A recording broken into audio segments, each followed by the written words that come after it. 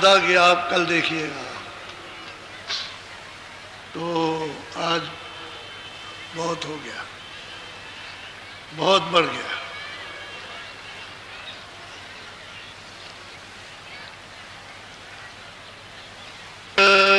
गुरुदेव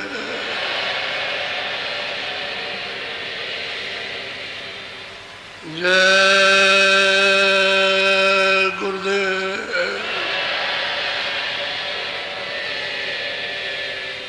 जय गुरुदेव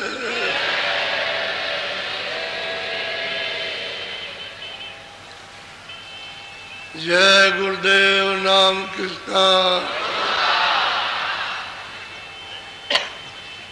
जय गुरुदेव। नाम किसका? जय गुरुदेव। नाम किसका?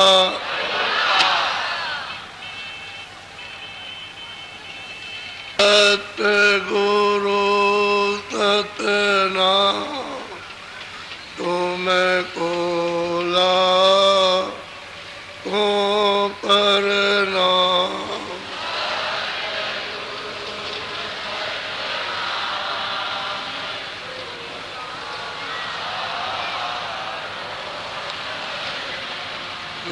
सतगुरु सतनाम तुमको कोटिन सूरज चांद सितारे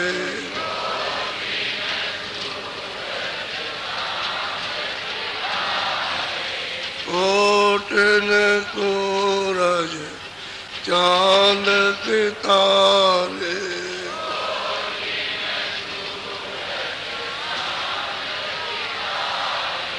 रोम रोम में करे उजारे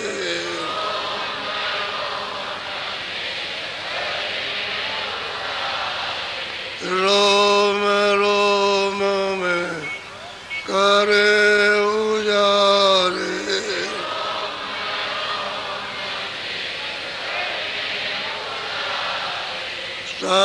सतपुरुष करता तुमको लाखों प्रणाम।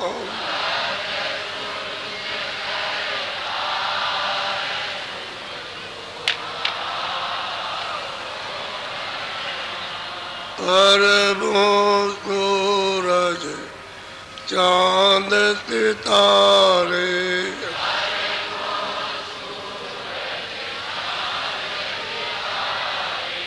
अरबों सूरज चांद सितारे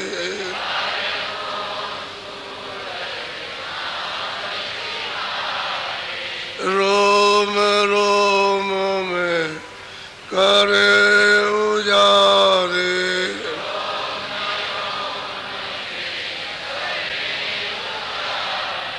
रोम रोम में करे उजारे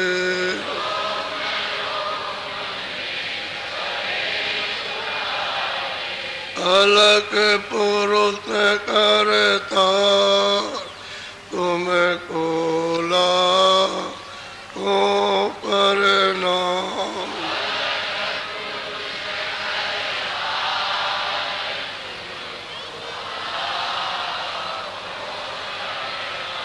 खरबों सूरज चांद सितारे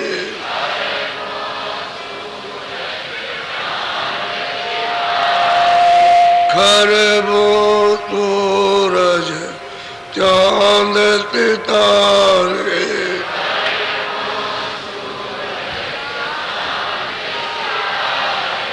रोम रोम में करे उजारे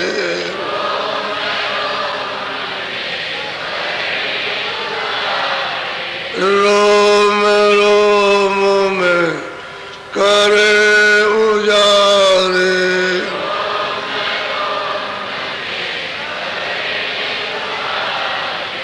अगम पुरुष करता तुमको लाखों करना।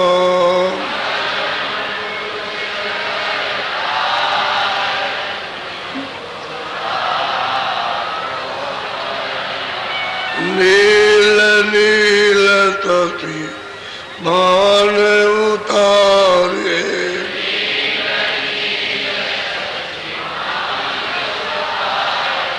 नील नील तपी मान उतारे।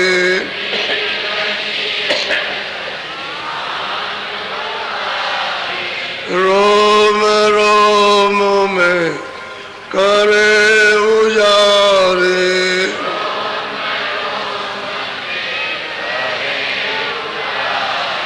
रोम रोम में करे उजारे।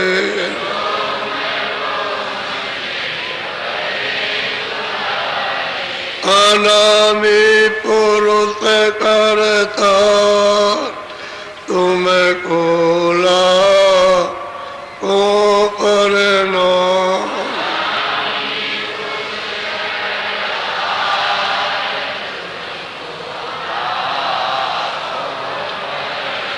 अनामी पुरुष करता तुमको लाखों करना।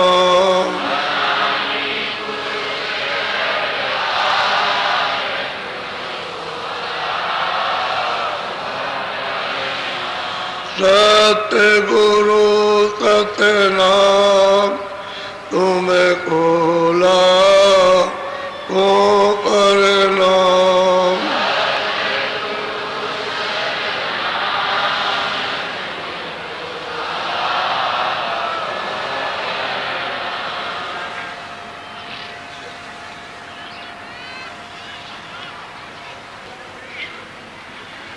ये प्रार्थना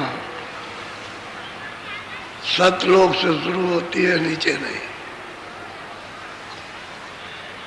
इतना प्रकाश न तो ईश्वर में है,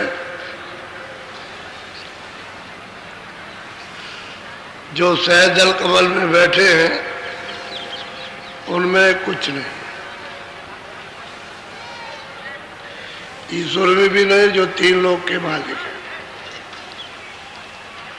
और इतना प्रकाश जो त्रिकुटी में ब्रह्म विराजमान, उनमें भी नहीं है।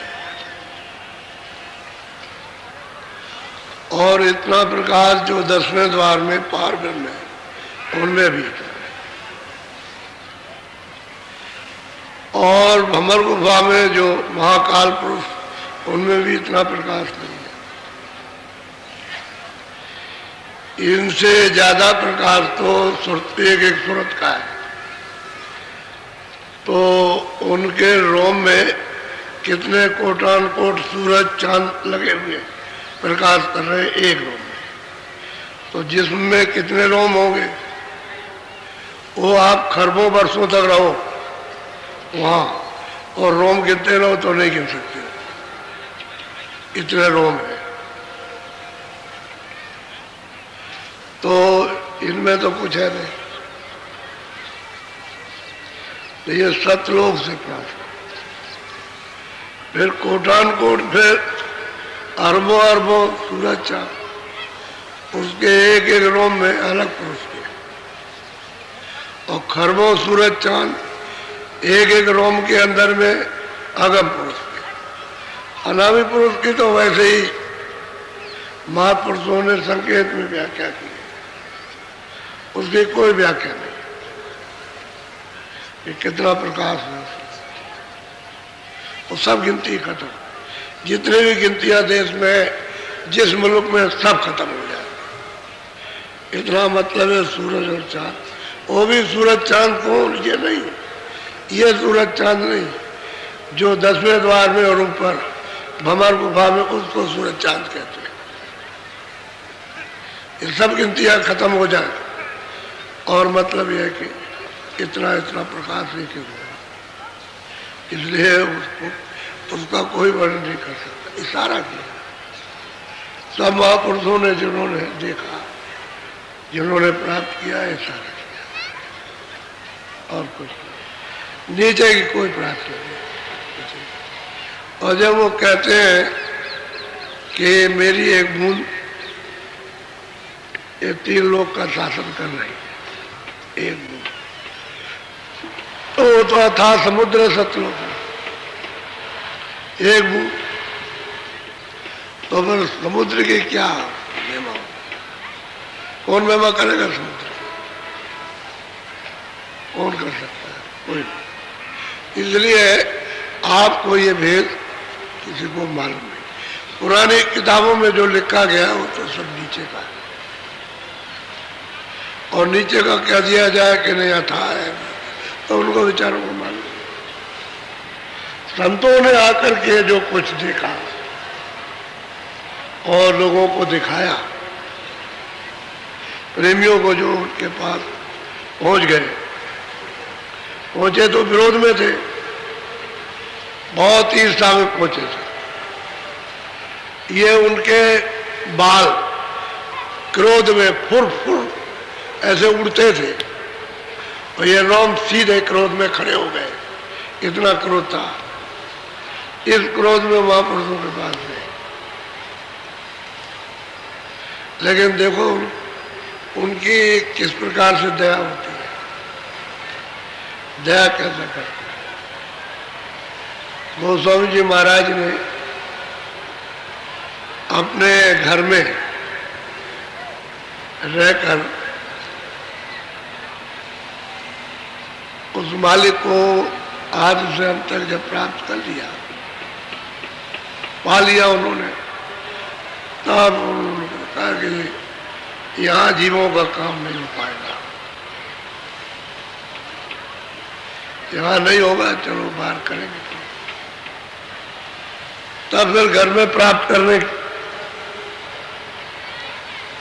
घर ही में प्राप्त कर लिया, घर से बाहर नहीं निकले। अब उनको गुरु मिल गए, तो उन्होंने घर ही में बैठ करके प्राप्त कर लिया। और जब इनके वचन को सुनने के लिए आसपास के लोग इनके घर पर भीड़ उमड़ने लगी, तो कहने लगे ये क्या, ये आफत क्या खड़ी कर दी। घर वाले समझते हैं आफत है ये, अब तो बात ये सुनने के लिए आएंगे। अब कुछ ऐसा जब सुनने को मिलेगा जो कभी नहीं मिला, तो आएंगे ही लोग, तो आने लगे लोग और सुनने लगे। यहाँ तक उन्होंने बताया अपनी कलम से कि झाड़ करके गांव के अड़ोस पड़ोस के सब दर्शन करने के लिए आते थे। तो वहाँ घर कितना होगा, छोटा सा, जगह नहीं रहेगी। बहुत बड़े आदमी हो तो कितना घर है, घर तो घर ही है, आदमियों को बैठने की जगह चाहिए। तो चिल्लाने लगे कि ये क्या बहुत कड़ी हो गई, ये हटते ही नहीं है। अच्छा, स्त्रियां किसी की नहीं सुने, उनकी अपनी अपनी भीड़।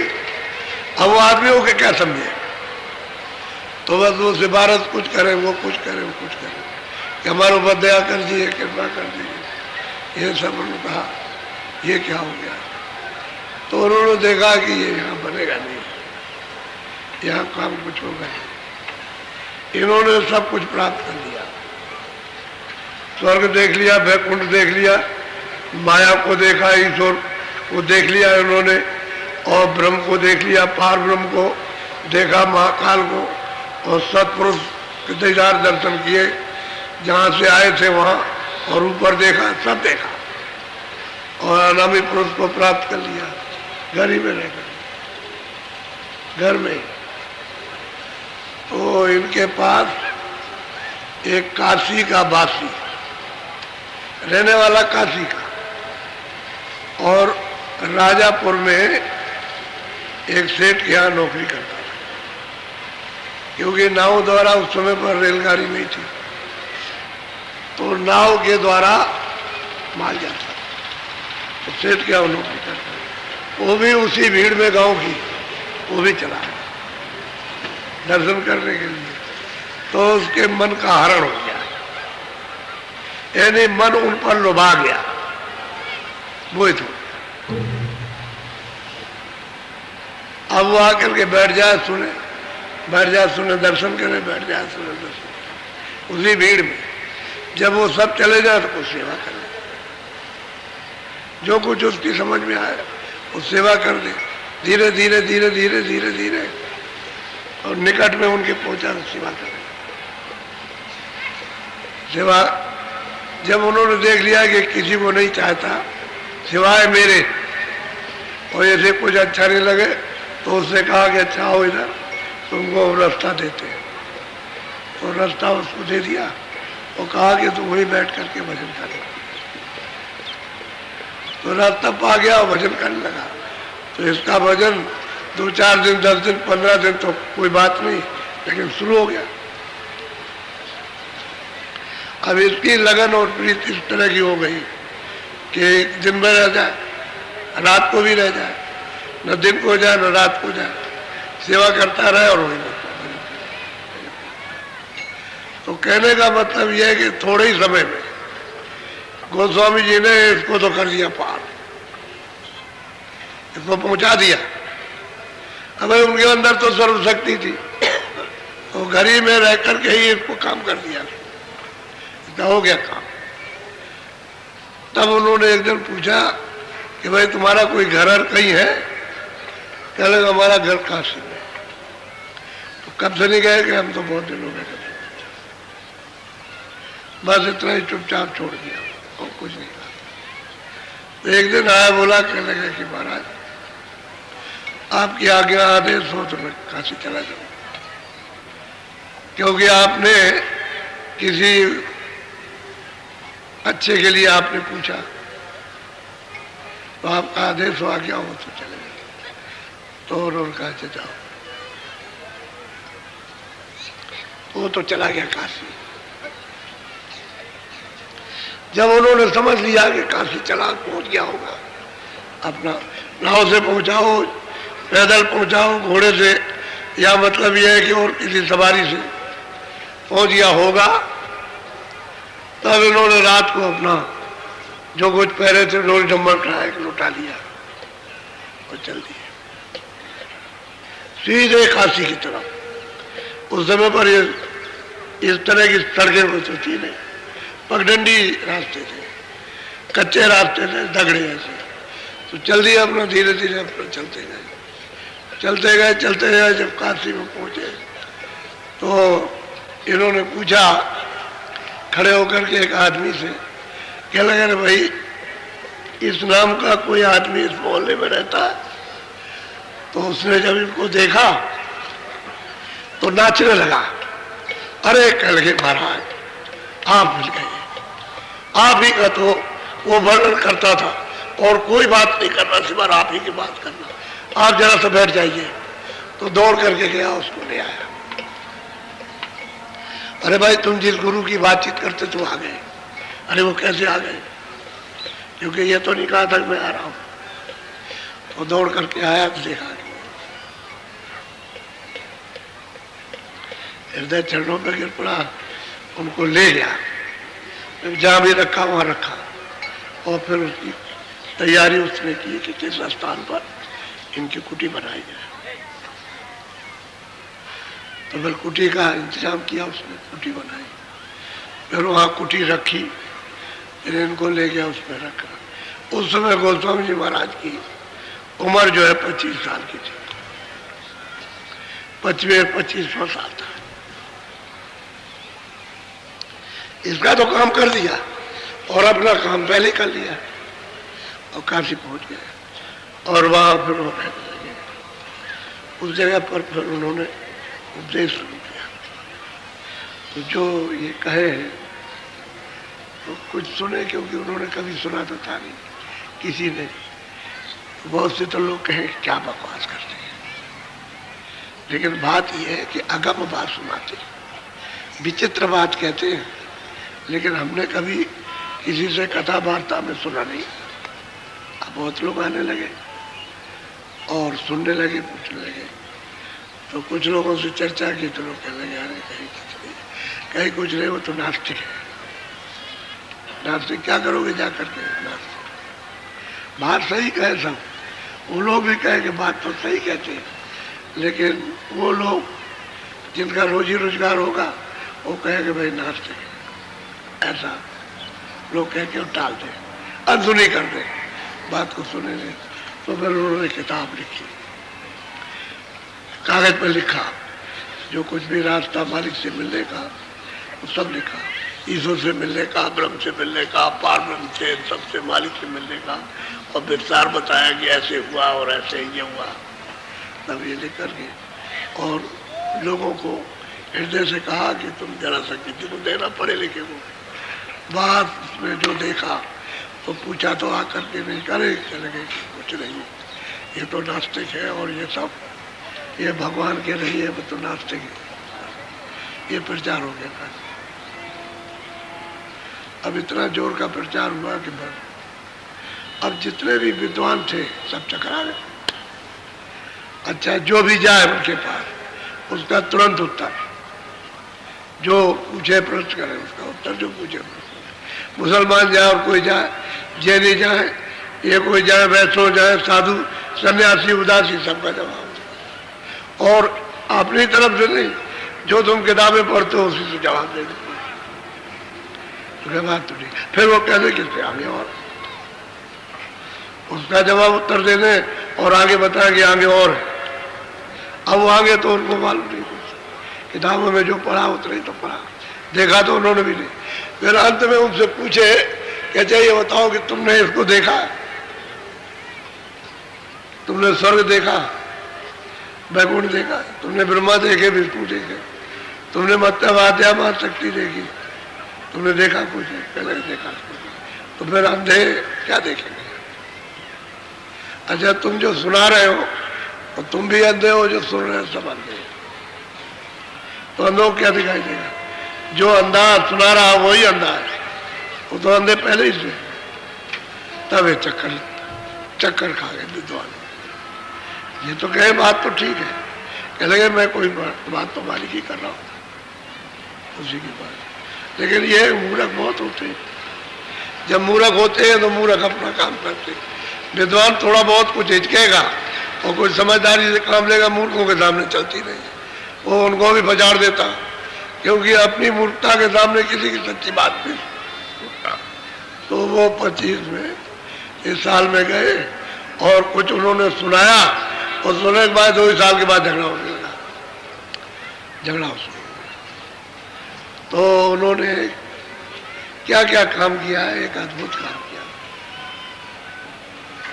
ऐसा नहीं है कि काम नहीं किया, लेकिन वो जो काम उन्होंने जीवों का किया वो लोगों को मालूम नहीं है। और वो जो रामायण उन्होंने लिखी है, ये तो घट की रामायण थी, घट का पूरा वेद लिखा, और वो रामायण लिखी है तो उन्होंने लिखा है कि हमने यहाँ का कुछ नहीं कहा संसार का, हमने तो ब्रह्मांडों का सब समाचार दिया ऊपर का, और ये ऊपर की छाया है। तो हमने छाया के बारे में तो कुछ कहा नहीं, हमने चेतनता के बारे में सब लिखा रामायण में। जो 7 कांड रामायण बनी है, वो जितने भी नाम उन्होंने दिए, चाहे स्थान के दिए हो चाहे और किसी के नाम, सब ऊपर का नाम दिया, नीचे का कुछ भी नहीं लिखा, यहाँ का कुछ भी नहीं। लेकिन अब यह है कि लोगों को ये सब कुछ मालूम नहीं था, तो बड़ा विवाद हुआ, बहुत विवाद हुआ, बहुत झगड़ा किया। इतना झगड़ा किया है कि कहा नहीं जा सकता। और अकबर बादशाह का राज था तो उससे शिकायत की कि ये खुदा को नहीं मानता, वेद नहीं मानता, कतेब नहीं मानता, कुरान नहीं मानता, और शास्त्रों को नहीं मानता, और मस्जिद नहीं मानता, और मंदिर नहीं मानता, गंगा जमुना और काबा को कुछ नहीं। ऐसा मतलब ये कि फकीर एक महात्मा, ये तो ब्राह्मण कहे कि मतलब ब्राह्मण है, ब्राह्मण है, ये तो कहते थे वो, और साधु है, ये तो बात आती। तो अकबर बादशाह ने देखा कि अच्छा लोग शिकायत कर रहे हैं, तो उनसे कहा कि देखिए कहीं जाइएगा नहीं, और वो वैसे भी कहीं नहीं जाते थे। तो 6 महीने उसने छानबीन कराई, वो तो कोई बात इस तरह की करते ही नहीं थे, वो तो सबके लिए कहते थे कि कोई मुसलमान हो कोई हो, हिंदू हो किसी जात का भी हो, आखिर में अंत में उसके ऊपर आफत आने लगी। अकबर बादशाह में अरे कह रहे छोड़ो छोड़ो, कहीं कुछ नहीं, खबर में दिया कि उसमें कोई बंधन नहीं। अब उसी दरमियान में सब लोग जान गए, उनको जान गए तो क्या वहां मत जाना, मतलब ये अगर तुमने उनका दर्शन कर लिया तो वो पाप लगेगा। यहां तक लोग वर्जन कर लेंगे, मना कर लेंगे, उधर मत जाना, उनकी कुटी में मत जाना। तो बताइए ये दशा हुई। अच्छा अब ये बताइए किसके साथ नहीं हुआ? मीरा के साथ, जिसने मालिक को पराया उसके साथ, कबीर के साथ में हुई, रैदास जी के साथ काशी से निकाल दिया गया, काशी से तो कबीर भी निकाल दिए, पलटू साहब के साथ में हुआ, गोविंद साहब, भीखा साहब, जितने महात्मा है सबके साथ आफत हुई। और उन महात्माओं को जो पूरे संत थे सबने नास्तिक कहा, किसी ने ये कहा कि ये आस्तिक है, तब नास्तिक। और जो मालिक को पाता है उसको आप नास्तिक कहते हो, जो नास्तिक जो नहीं देखता उसको आस्तिक कहते हैं। तो बताओ कितनी उल्टी दुनिया, भेड़ चाल नहीं है, ये भेड़ी चाल है। ये एक भेड़ नीचे गर्दन करके गई तो कुएं में गिर गई, सब गिरती जा रही थी, यही भेड़ चाल है इसी को।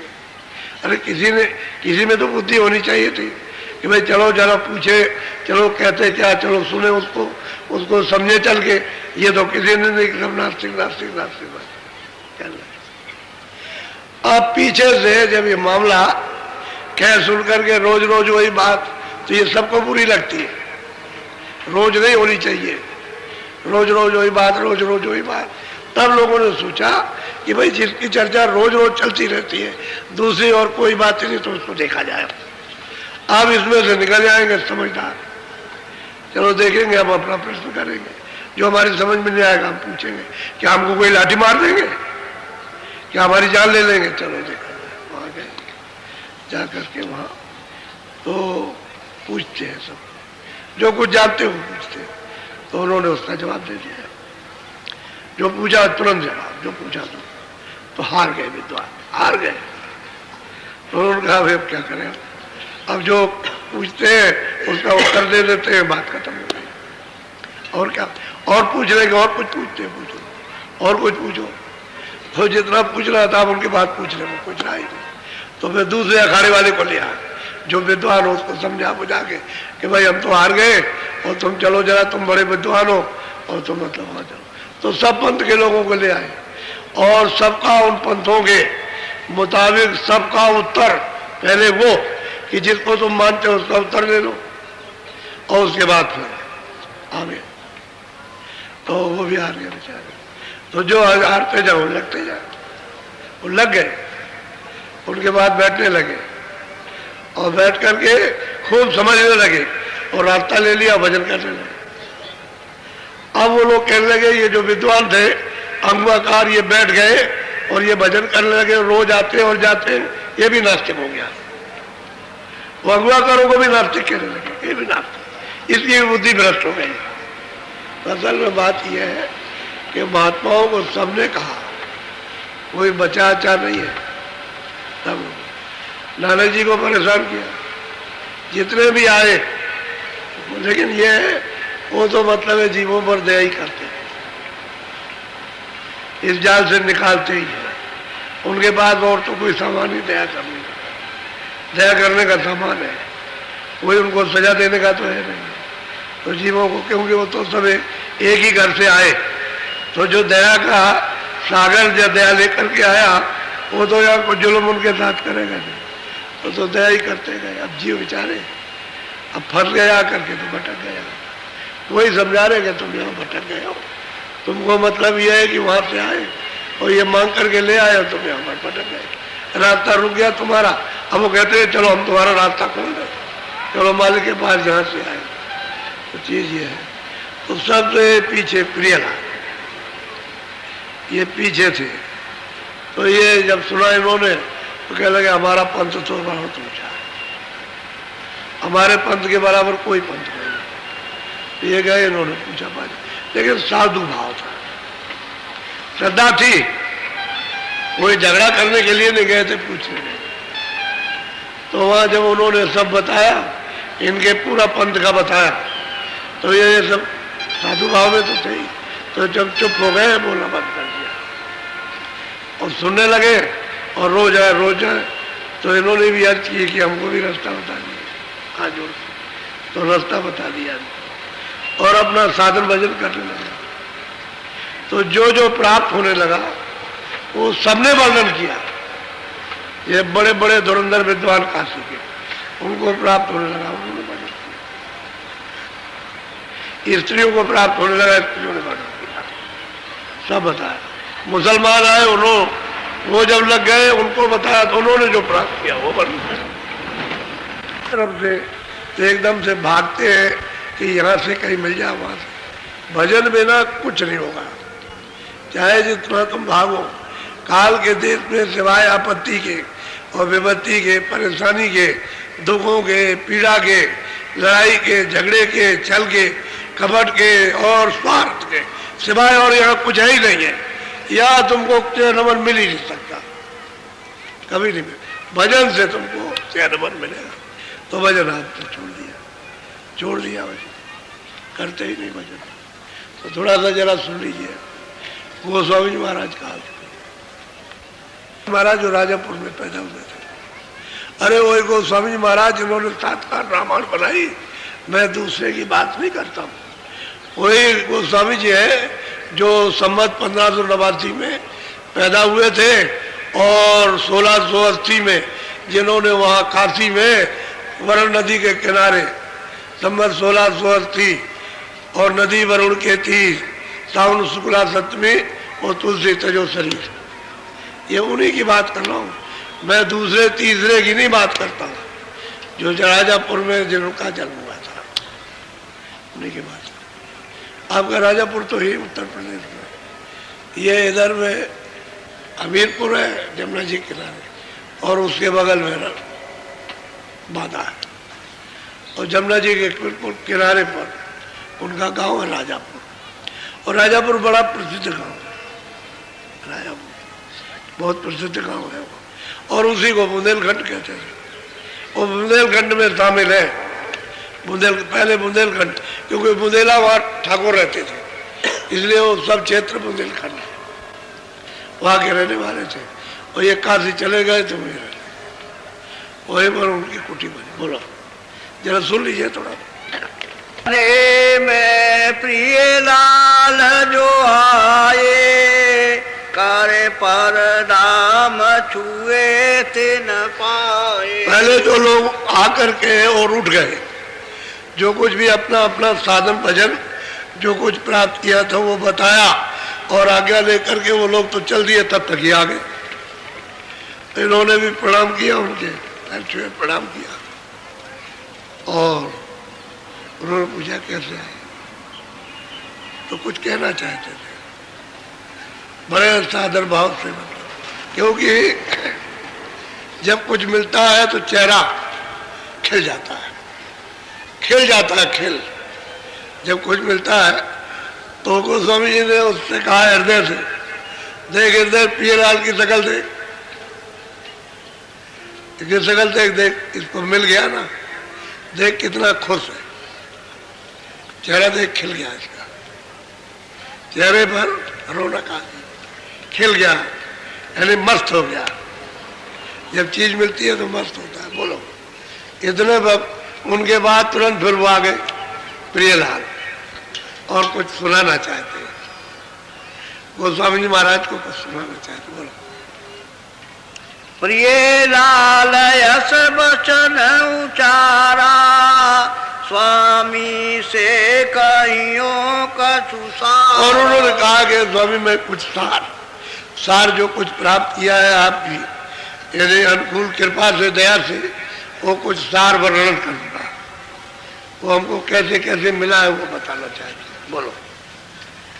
जो कछु कृपा सिंध अनुकूला, सो विधि निरख बताऊं। कहते हैं कि जैसे जैसे आपकी अनुकूल मुझ पर कृपा और दया हुई है वो मैं बताना चाहता हूँ। कि आपने मेरे ऊपर में दया, इस गरीब पर, इस दीन पर आपने जो दया की है और जो कुछ आपने दिया है, आपकी बगैर दया के कुछ नहीं मिल सकता। और उसको जरा सा सुन लीजिए, बोलो।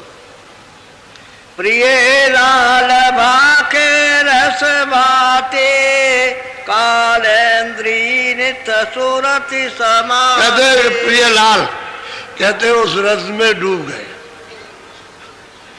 यानी इसमें रस में डूब गए, इतना उनको आनंद आने लगा। तो कहते हैं कि मैं आंख बंद करता हूं तो कालिंद्री,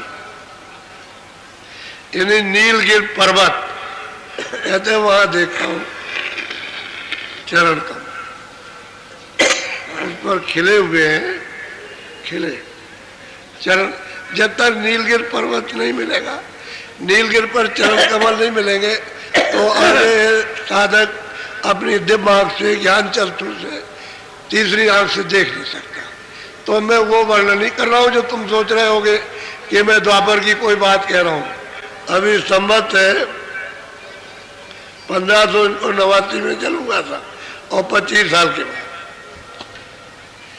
ये उनको बता रहे हैं काशी में बैठ करके।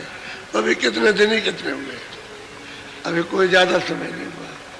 तो इसी कलयुग की बात है, कलयुग का वर्णन कर रहे हैं कि मैं जो अपनी आंख पे देखता हूं कि वो नीला आकाश है, उसमें वो खिले हुए, खिले हुए, और उसमें से रस गिर रहा है।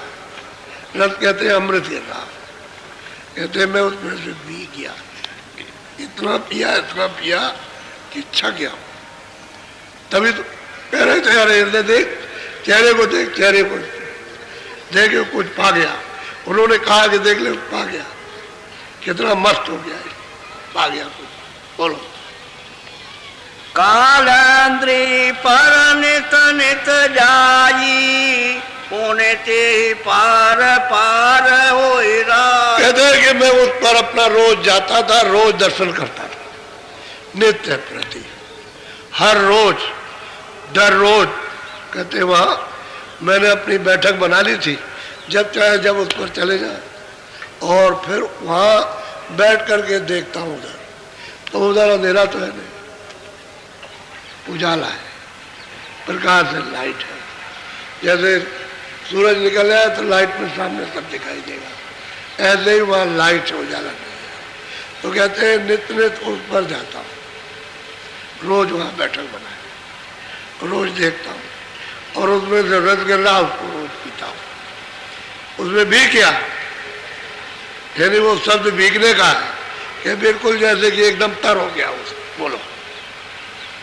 9 लाख कमल निरखि पुनि भागे। अब वो प्रियलाल कहते हैं कि वहां बैठ के मैं क्या देखता हूँ कि 9 लाख कमल है, यानी सहदल कमल, 9 लाख कमल है। तो प्रियलाल वहां से बैठ करके देखते हैं, वो देखते उसको, ये 9 लाख कमल, उसको देखा उन्होंने, इसी पर वो स्थापित है। 3 लोग के मालिक, मुसलमान इनको खुदा कहते हैं, और ईसाई इनको गाड कहते हैं, हिंदू इनको परमात्मा कहते हैं, नाम इनका निरंजन है। और ये सहजल कमल पर बैठे हुए इतना विराजमान, इनकी बैठक यही रहती। और 3 लोग के मालिक हैं, तो इनके जो चारों तरफ सूक्ष्म लोग, उसके नीचे जो है वो जैसे स्वर्ग वैकुंठ वो लिंग लोग, और उसके नीचे ये है मृत लोग, इसको पिंड लोग कहते हैं, और ऊपर वाले को अंड लोग, और उसके ऊपर में सूक्ष्म लोग, ये 3 लोग के मालिक हैं। इनका स्थान सहदल कमल में। तो कहते हैं कि जब मैं वहां नीलगिर वो पर्वत पर कमल पर गया, बैठा चरण कमलों में और खूब पिया, सराबोर हो गया, तो आगे खिसक के देखता हूँ, यानी खिसकने का मतलब आगे चल करके देखता हूँ कि 9 लाख कमल है, उस पर ये विराजमान बैठे। यानी इनका भी ऐसा नहीं, महल है इनका, बहुत सुंदर इनका महल। अगर देख लिया जाए तो बड़े बड़े कहते हैं कि सिरगर्दान हो गए, आगे जाने की इच्छा ही खत्म हो जाती है, इस तरह का इनका दर्शन है। यानी छोटा मोटा दर्शन नहीं है, बहुत दर्शन। इसी को सब लोग देख करके और कहते हैं बस यही सब कुछ और आगे कुछ नहीं है। तो कहते हैं प्रियलाल कि हे स्वामी मैं उसको देखता हूँ, वो नौलख कमल है उस पर विराजमान है और उनका साक्षात्कार दर्शन है। अभी अपने साधन का वितरण कर रहे हैं। बोलो। सहस कमल के चली गई पागे। इसको कहते हैं सहदल कमल। कहते हैं कि इसके पार, सहदल कमल के पार गई, उस पार। तो उधर में कारण लोग है, जब पार जाएगी तो कारण लोग है, और यहाँ पहुंच करके नीचे सब दिखाई देता है। नीचे का जितने भी लोग हैं सब दिखाई देगा, कोई बाकी नहीं साहब। यहाँ भी दिखाई देगा, वहां भी नरक भी दिखाई देगा, वहां ब्रह्मांड में वो भी दिखाई देगा, और बहुत लोग हैं इसी सहदल कमल में। तो कहते हैं कि स्वामी उसके आगे गए, उसके आगे आगे उसके उस पार। और गोस्वामी जी महाराज ये कहते हैं रामायण में कि मुंदेव लेन, मैंने बाहर की दोनों आंखें बंद की तो ये अंदर की आंख खुली, और त्रिसित में बहुत तृप्त हुआ। यानी मतलब जब उनको वो पीने को मिला तो भी तृप्त हो गए। वो विलोक राम मुस्कुराई। सहदल कमल में राम विराजमान है, तीन लोग के, वही मतलब है खुदा और गान, वो विराजमान है। कहते हैं मैंने उनको देखा, मुझे देख करके और मैं उनको देख के तो हाथ पड़े, खुश हो गए। आप ही की रामायण में जिसको पढ़ते उसी में लिखा है, हंस गए तो मैं उधर चला गया। यानी उधर का मतलब उस तरफ, उधर का मतलब पेट में नहीं, पेट उधर नहीं है, उस तरफ चला गया, उधर उस पार में। कहते हैं उधर जब बीच में खड़ा हुआ, उधर माज सुन अंडज राया, तो सब मैंने अंड की रचना जितने भी स्वर्ग वैकुंठ की थी अपनी आंख से सब एक एक करके देखा। वो समझ कहते हैं सब देखा। उधर माज सुन अंडज राया, और देखूं बहुत ब्रह्मांड निकाया, बहुत से ब्रह्मांडों को वहां खड़े होकर के देख रहा हूं अपनी दिव्य ज्ञान चक्षु से। और वो ये कह रहे हैं नौलख कमल सहदल कमल के पार, उस पार उधर जाकर के उधर देखता हूं। तो ये सब देखने लगे, सब दिखाई दे रहे। कृपा हो गई उनकी, दया हो गई। गोस्वामी जी महाराज पर दया गुरु की हो गई, इन पर दया गोस्वामी जी की हो गई, और ये अपने अभ्यास को वर्णन कर रहे हैं।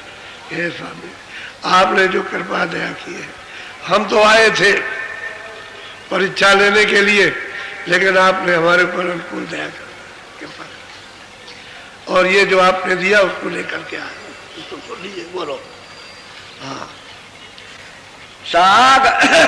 सागर खिर की समुद्र माई, द्वार पैटी के सूरत। कहते हैं कि सहदल कमल के पार, कहते हैं कि समुद्र, ये तीन भवसागर इसको कहते हैं। कहते हैं कि इसकी एक खिड़की है पार जाने की, ये भवसागर, ये पिंडलोक, अन्नलोक, और ऊपर में सूक्ष्म लोक और ब्रह्मांड लोक, ये सब के सब भवसागर, इसमें वापस आ जाएंगे। तो कहते हैं कि हमको वहां उस पार जब हम गए तो हम देखते हैं कि सामने एक बहुत बड़ा दरवाजा यानी खिड़की है, वहां दिखाई दे रही है। अगर उस खिड़की में चले जाए और उस पार हो जाए तो पार उतर जाए, और खिड़की के अंदर रहे तो इस पार रहेंगे। तो कहते हैं मैं उसको देखता हूँ, तो अंधेरा तो है नहीं, कैसे ही आंख से देख रहे हैं। इसके माने बहुत प्रकाश है, बहुत प्रकाश। उस प्रकाश में वो सहदल कमल के उस पार वो देखते हैं, तो जब बहुत से ब्रह्मांड दिखाई देते हैं तो प्रकाश ही में तो दिखाई देते हैं। तो ये प्रकाश सूरज का नहीं है, ये वहां सूरज नहीं है, न चांद है न ये तारे, वो तो दूसरे ही चांद और तारे वहां, ये नहीं है। वो तो सब चेतनी चेतन है, वहां जड़ का तो कोई नाम नहीं है, ये वहां जा भी नहीं सकते, ये कोई भी निशान मानी जा सकता। तो कहते हैं कि मैंने समुद्र पार जाने की, यानी प्रियलाल कहते हैं स्वामी मैं खिड़की देख रहा हूं पार जाने के लिए, खिड़की है। अब वो पूछना चाहते हैं कि स्वामी ये ठीक देखा कि नहीं, इसलिए पूछ रहे हैं कि ये स्वामी जी ठीक है कि नहीं है। ये वो जो हमने देखा वो गलत तो नहीं है कि हम इधर उधर तो नहीं कहीं बह गए, तो उन्होंने कहा नहीं ठीक है, बोलो बोलो। देखा जाए वह अजब तमाशा, सूरत लीन कोई पहुंचे दासा। कहते हैं कि भाई अगर कोई वहां कौन पहुंच सकता है कि भाई अगर कोई वहां पहुंचा हुआ महात्मा मिल जाए, उसका अगर साथ कर लिया जाए तो वहां पहुंच सकता, बाकी वहां कोई नहीं जा सकता। भाई 3 लोग के पार कैसे जाएगा? जब तक उधर पहुंचा हुआ नहीं मिलेगा ले जाने ले आने वाला, तब तक उधर कोई जा नहीं सकता। अच्छा, और कौन सुनेगा? जो देख करके बता रहे हो सुनेगा कौन? जो जानने वाला होगा वही तो सुनेगा, दूसरा कोई नहीं सुन सकता। बोलो। अधर उधर मरे माई बाटा, अंड फोड़ता चढ़ गई घाटा। अब वो कहते हैं कि भाई इधर उधर इसी के बीच में रास्ता है। वो तो खाने की धार है कि सुरग को अगर साध लिया, दृष्टि को अगर साध लिया और इधर उधर किसी दृष्टि में बहकी नहीं और सीधी मतलब है सद गई, सीधा निशाना लगाया, क्योंकि बड़े चित्र हैं, बड़ी भारी अद्भुत रचना। तो मान लीजिए रचना देखने में उसे बड़ी भारी अद्भुत रचना, तो मान लीजिए रचना देखने में उसे अच्छी लगने लगी तो चाल रुक जाएगी। क्योंकि वहां तो तरह तरह के अद्भुत, जैसे बाजार लगे, जैसे रचना, चित्रकारियां, तमाम चीजों की, एक दो है कुदरत का और सब चेतनी चेतन है सब। तो कहीं अगर देखने में फंस गया तो रुक गया। तो कहते हैं जिसकी सूरत सद गई, साध ली उसने, यानी दृष्टि इधर उधर नहीं जाती किसी प्रलोभन में किसी तरह, तो खिड़की पे पहुंच करके पार उतर जाएगा, पार जाएगा उस पार में। तो इसको कहते हैं कारण लोक। ये ब्रह्म का लोक है, कारण लोक। उस पर ओम विराजमान है, उनका वो अलग देश है, इनका अलग है, उनका अलग है। वो इससे भी बड़ा उनका ब्रह्म का इससे भी बड़ा देश है। ये तीनों लोग उसके सामने कुछ नहीं है।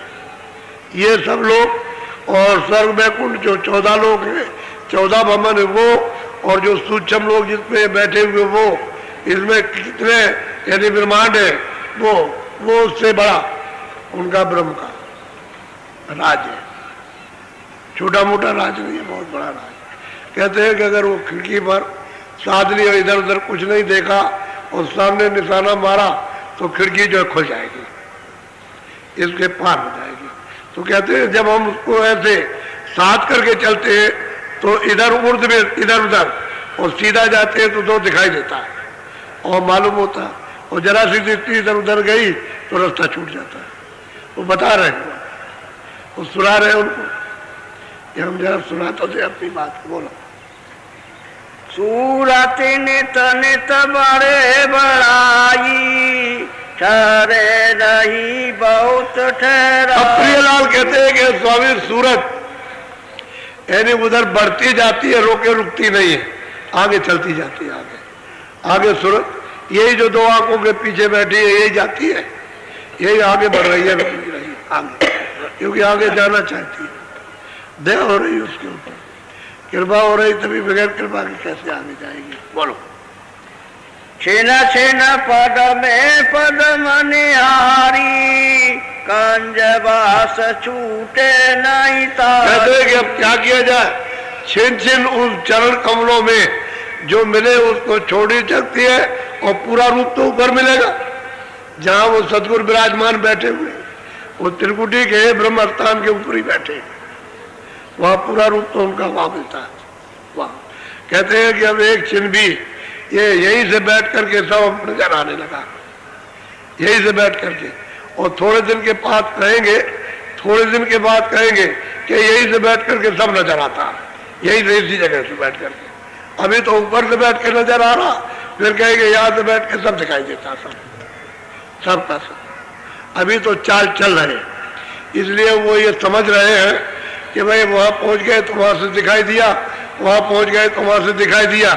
लेकिन फिर जब ये सब पूरा हो जाएगा तो फिर वो कहेंगे स्वामी यही से सब दिखाई देता है, इसी जगह से। अब देखो कैसी कृपा इन पर हो रही। बोलो।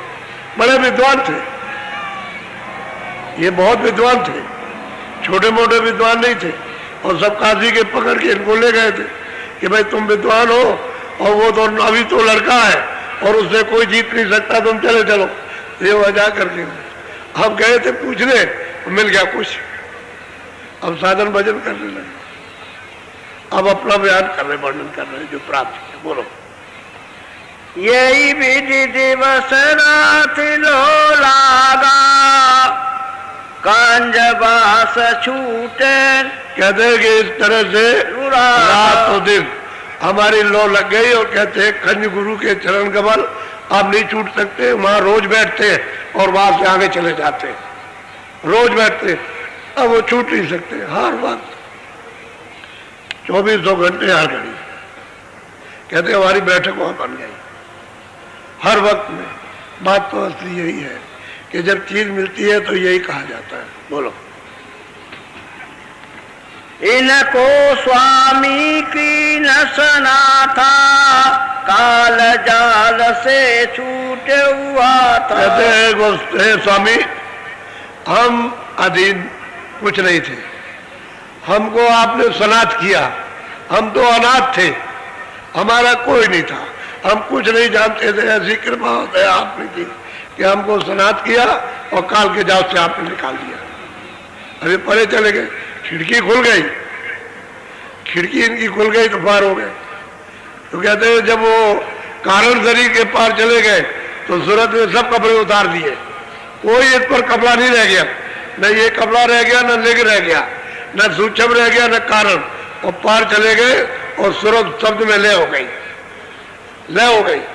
कहते हैं स्वामी आपने हमको सनात किया, दया की कृपा की हमको, और आप नहीं मिलते तो कुछ नहीं होता। हमको आपने बहुत सागर से पार उतार दिया।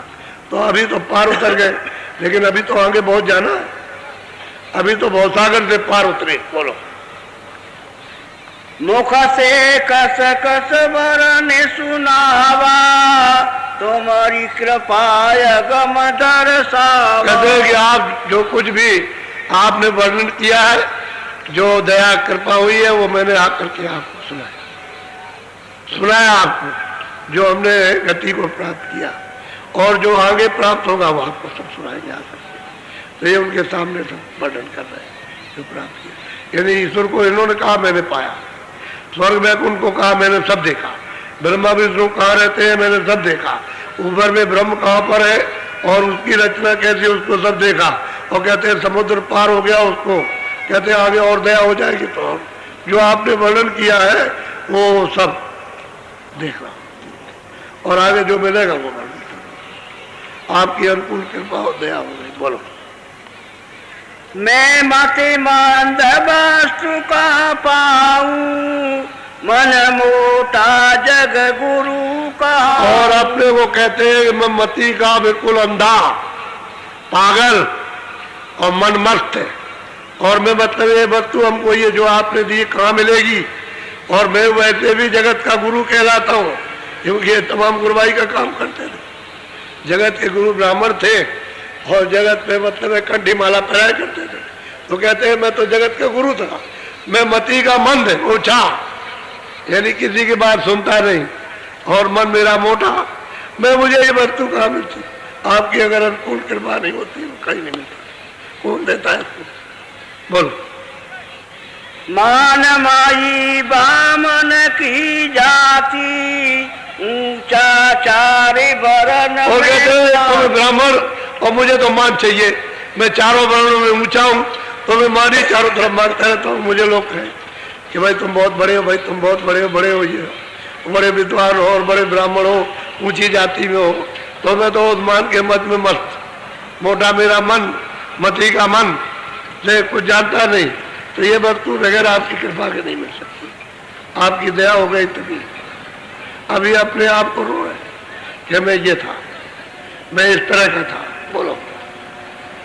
अंधघोर जग का जंजाला, नित नित मचे कर जनमी काला। भाई क्या करता, मैं तो अंधघोर उसका काम कर रहा था, पहले आंख बंद थी, अंधा था और ये सब काम करता था, तो जंजाल में फंस रहा था। अब पता चला कि जंजाल क्या चीज है। कहते ये तब कर रहा था बाहर का टिटिम्मा, तो ये जंजाल में फंस रहा था और जरा सा समय निकलता तो बस काल के जाल में चला जाता। अब वो खुद इस बात को कह रहे कि बड़ा ढोंगी था और मती का मैं अंधा था, मती का ये दामन का मोटा था और बस जंजाल में फंसा हुआ था। आपकी वस्तु को कहाँ पा सकता था, तो आपने कृपा और दया कर दी। अब ये समझ में आया कि जंजाल क्या है। बोलो। तो सबसे बड़ी बात तो ये कि इतने चेले इन्होंने बनाए थे, ब्राह्मण थे और गुरु सबके थे, लेकिन कहीं भी ये नहीं आया कि फिर चेला इनके पास कोई आया। सबसे बड़ी बात तो ये हुई कि चेला इनके पास कोई नहीं गया। क्यों नहीं गया? कह लगे हमारा गुरु भी नास्तिक हो गया, ये प्रचार हो गया। इतना बड़ा यानी मतलब है गुरु हो संसारी और उसके चेले हो, लेकिन एक भी कहीं प्रमाण नहीं आया इनका कि हमारे पास में कोई चेला आया। कह लगे नहीं, वो गुरु भ्रष्ट हो गया, नास्तिक हो गया, कोई ईश्वर को नहीं मानता। बताइए, ये है दुनिया, ये सारत की दुनिया है बहुत, इसी में फंसी पड़ी हुई है। ये किसी की नहीं है बच्चा, ये अपना अपना स्वार्थ सिद्ध करती है, ये दुनिया है ये। अरे भाई तुम चेले थे और गुरु उनको मानते, भाई गुरु जाएगा, चलो हम भी वही चले। अगर उसको कुछ मिला होगा हमको भी मिल जाएगा, उसको अगर पागल किया होगा तो हमको भी कर देंगे, लेकिन कुछ नहीं, नास्तिक हो गया, प्रचार हो गया, सब लोगों ने मुख खोल दिया। बोलो। तुम दयाल विदेशी कीना काल जाल तज सारई।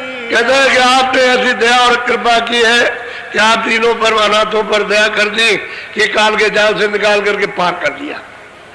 अब दोबारा लौट के नहीं आना, क्योंकि अब तो पार हो गए ना, समुद्र पार कहते हैं चढ़ करके उस पार उतर गए, और लौट के नहीं आएंगे।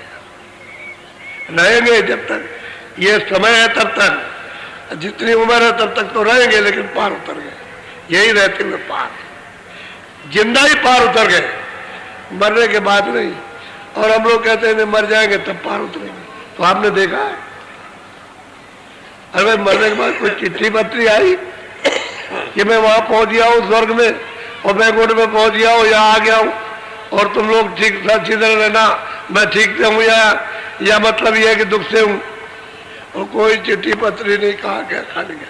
और बस आप भी कहते हो कि बस मरने के बाद हम भी चले जाएंगे, ना अपने का पता ना उसका पता। अब वो कह रहे हैं कि भाई मुझको जिंदगी में आपने पार उतार दिया। बोलो। तुम नहीं कृपा करत यही भाता तो कर मन भो माहि समा। वो स्वामी जी से कह रहे हैं कि स्वामी अगर आपने कृपा न की होती तो फिर बस इन्हीं कर्मों से जो कर्म कर रहे थे वो में 4 खानों में 84 लच्चियों ने नरकों में चला जाता सीधा, कोई बचा नहीं सकता। अगर आप मिलते नहीं तो आपने दया कृपा कर दी, बचा लिया। अच्छा हुआ कि उन लोगों से बला छूट गई, चलो कोई नहीं आया, अच्छा हुआ वही छोड़ के चले गए, नहीं बाद में हमको कुछ सोचना पड़ता और आपसे अर्जी करनी पड़ती कि वो हमारे पास लगे हुए तो इनका भी कुछ कीजिए। अच्छा हुआ छोड़ के चले गए, ये कह दिया इन्होंने कि अच्छा हुआ छोड़ के चले गए अपने आप, अपनी इच्छा से, और झंझट छूट गया। नहीं तो वो आते तो मैं उनके लिए प्रार्थना करता आपसे कि इन पर भी दया कर दीजिए, क्योंकि मैं तो जानता नहीं था, ये मेरे साथ में बंधे हुए थे, तो इनका भी कुछ कल्याण कीजिए। अच्छा हुआ चले गए। यह बंधन विधि भाव छुटावा जाका जीवता। और प्रियलाल कहते हैं कि स्वामी आपने वो कृपा की है कि यहाँ का जीव बना था, खुल नहीं सकता था, इन्हीं कर्मों में बंद करके वो 84 4 खानों में जा रहा था, आपने उसको छुड़ा करके और जहाँ का जीव उसी जगह पहुँचा दिया आपने, जहाँ से सूरत आई थी वही पहुँचा दिया, जहाँ से जीवात्मा आई थी उसी जगह पहुँचा दिया, वही काम हुआ। तो असली चीज ये है कि लोग जानते थे किसी मत के टेकी हो जाते, रास्ता तो मिलेगा महापुरुषों से, और किसी मत के टेकी हो जाओगे, कोई भी मत होगा तो आपको रास्ता नहीं मिलता। क्यों कि जो बताने वाले वो सब अंधे, किताब में कुछ समझ नहीं सकते हो, तो फिर ये बताएगा कौन? देखने वाला तो बताएगा। तो किताबें तो कुछ देखती नहीं, किताबें तो महापुरुषों ने जो देखा उसका इशारा लिखा होगा, और इशारा हमारी समझ में आएगा नहीं। तो महापुरुष मिलना चाहिए, उसी के लिए सबने कहा कि महापुरुषों की खोज करो, महापुरुषों की खोज करो, वो मिल जाएंगे जो प्राप्त करने वाले, तभी आपको रास्ता बताएंगे। नहीं मिलेंगे तो रास्ता आपको नहीं मिलेगा और पार नहीं जा सकते हो। तो कहते हैं अच्छा हुआ कर्मों के बंधन से छूट जाते, आपने ऐसी कृपा और दया कर दी कि पार उतार दिया, और जहाँ का जीव था, जहाँ की सूरत थी, वही घर में उसी भंडार में आपने पहुंचा दी। बोलो। यह जग भूले अंध जीव खाना, मन अपने का ज्ञान बस कहते हैं कि जीव जो है एक तो अंधा अज्ञान है और खानों में चला जा रहा, इसको कौन रोके बेचारा, और अपने मन में समझता हम जो कुछ भी करते हैं वो ठीक करें। तो अंधा भूला हुआ, क्या करें बेचारा, कौन इसको बताए। धीरे धीरे धीरे धीरे किस तरह से महापुरुष अपने पास बैठा करके फिर धीरे धीरे धीरे धीरे धीरे धीरे उसको पिला देते हैं और रास्ते में लगा देते हैं और पार करते हैं अपने मौजूदगी में। ये नहीं कि फिर का फेर रखे, तो उन्होंने पहुंचा दिया। जहाँ से सतलोक से तुरंत आई थी तो वहाँ सतलोक में पहुंचा दी, पार गई, निकल गई पार। बोलो। दीन होई संतन की लारा, तब पावे सतमत का द्वार। अब वो प्रियलाल कहते हैं कि स्वामी जो भी कोई दीन हो जाएगा, छोटा हो जाएगा, अनजान बन जाएगा, वही मतलब ये दीन अनजान, वही उस सतमत का संतोष है, रास्ता सतमत का कहते हैं दीन होगा और संतों के साथ रहेगा तो सतमत का रास्ता मिल जाएगा, तभी कृपा हो जाएगी। जब तक उसको सतमत का रास्ता नहीं मिलता, सत्य द्वार नहीं मिलता और वो रास्ता चलने का नहीं मिलता, तब तक कुछ नहीं हो सकता। उस दीन को मिलेगा, जो दीन होगा छोटा हो जाएगा वो पाएगा। संसार शुभ है, इसको ये छोड़ दो, मन से छोड़ो और बस दीन हो जाओ कि हम कुछ नहीं जानते, हमारे ऊपर कृपा दया हो जाए। बस दया कृपा मांगो तो उनकी दया कृपा हो जाएगी, तो पा जाएगा। और नहीं मोटा रहा तो उसे कुछ मिलने वाला नहीं है, मोटे का मोटा ही रह जाएगा। बोलो। वेद वेद में नाही स्वामी, समझे परी ये अकत का। अब वो प्रियलाल कहते हैं कि ये भेद, ये रास्ता, ये पहुंच, ये दर्शन वेदों में नहीं है, क्योंकि उन्होंने तो वेद भी पढ़े थे। उस समय पर तो वेद पढ़े जाते थे, आज के 400 साल पहले वेद पढ़े जाते थे, अच्छी तरह लोग समझते थे और विद्वान उसको समझाते थे।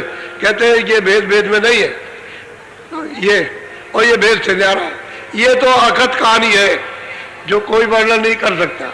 बात तो सही है, वेद तो नीचे से बने, जो इन्होंने पाया देखा वो तो बहुत मुझे वह वेद कहाँ, वेद तो नीचे से, वेद तो सूक्ष्म लोक से बने, वहां से बाड़ी आई जहाँ बैठे हुए वहीं से बाड़ी उच्चारण किया, तो ये सूक्ष्म पर्दे में बैठे हुए।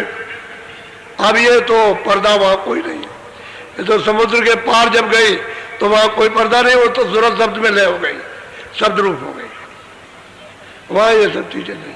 तो कहते हैं कि ये गति और ये वेद और ये पहुंच, कहते हैं कि अकथ है, कथने में नहीं आ सकती, और वेदों में है नहीं, क्योंकि हमने तो इसको देखा, जो आंख से देख रहे हैं वो देखा। वो तो कह रहे हैं कि भाई वेद तो यहां से उच्चारण हुआ, आगे तो है नहीं, और हमने आगे देखा। तो कहते हैं अगत कहानी है, ये वेद में नहीं है, तो कृपा ही से मिलेगी दूसरा को, और संतों से मिलेगी। जो संत वहां पहुंचे हुए अपने घर में, वो अगर मिल जाए तो मिल जाएगी, नहीं तो नहीं मिलेगी। बोलो। ये नहीं बूझे दृष्टि में आवे, पूरा सत्य गुरु मिले लखा। अब प्रियलाल कहते हैं कि ऐसे ये दृष्टि में नहीं देखा जा सकता, जब तक उसको पूरा सदगुरु नहीं मिलेगा तब तक ये चीज नहीं पा सकता। अब वो ये कह रहे हैं, यानी जो चीज देख रहे हैं, प्राप्त कर रहे हैं, अब वो ये कहते हैं कि हे स्वामी, ये मतलब ये बिना यानी पूरे के भी नहीं मिलेगा, उस दृष्टि में आ ही नहीं सकता। पूरा भेद ही मिल जाए, जानकार पूरा, आने जाने वाला पूरा, वो मिलेगा तो काम हो जाएगा। तो असली बात यह है, ये तो कुछ नहीं थे, ये तो अभी ऐसा ये रोए चिल्लाए कि आप उनके रोने चिल्लाने को देखिए कैसे कैसे रोए। इस वस्तु को प्राप्त करने के लिए कैसा रुदन हुआ। यानी स्त्रियां भी पति के मरने पर ऐसा नहीं रोती है, इनके पास तो धनधाम सब कुछ था, लेकिन धनधाम किस तरह से इन्होंने लुटा दिया, फेंक दिया, तो ये वस्तु को पा गए। ये तो संपन्न थे, किसी चीज की कमी थोड़ी थी। कहते हैं कि ऐसे नहीं कृपा से मिलता, पूरे सदगुरु से मिलेगा, अधूरा कांधा उससे नहीं मिल सकता। बोलो। बिना सतगुरु जीव भर में खाना, मुए पढ़ पढ़ ग्रंथ पुराण। कहते हैं कि बिना सतगुरु के जीव, कहते हैं खानों में चला जाता है, कोई इसकी संभाल नहीं कर सकता, और पढ़ के कहते जन्म बर्बाद कर दिया, चले कुछ नहीं पाया। अरे तो खुद ही पढ़ते थे, ये खुद ही अंधे थे, वो तो कहते मैं अंधा ही था, मैं तो सभी कुछ पढ़ता था, मैं तो पढ़ा लिखा था, मैं तो विद्वान था, मैंने तो कुछ नहीं पाया और कुछ नहीं देखा। जब तक ये नहीं मिलते रहता हमको कुछ नहीं मिलता। अब वही कह रहे मैं दीन हूँ, मैं कुछ नहीं हूँ, मैं अनाथ हूँ, मैं तो पापी था, मैं तो घोर नरकी था, मैं अनजान था, अपर था, मन मोटा, सब कुछ वर्णन किया है इन्होंने। आपकी कृपा हो गई, दया। अब वो कहते हैं आपकी दया के बगैर काम नहीं करें, और जीवों को संकेत देते हैं कि जब तक पूरा नहीं मिलेगा तब तक कोई भी उसको प्राप्त नहीं कर सकता, पूरा मिलना चाहिए, और पूरी की खोज करो मिल जाएगी। क्योंकि सृष्टि में तो घूमते रहते हैं, सब देखते रहते हैं, सब कुछ कहीं ना कहीं, यानी हिल्ला रोजी बहुत बहाने कहीं ना कहीं वसीला लगा देंगे, बुलाने गए खुद मिल लेंगे जाकर के। आप खोज तो करो उनकी, खुद मिल लेंगे, रास्ते में मिल जाए।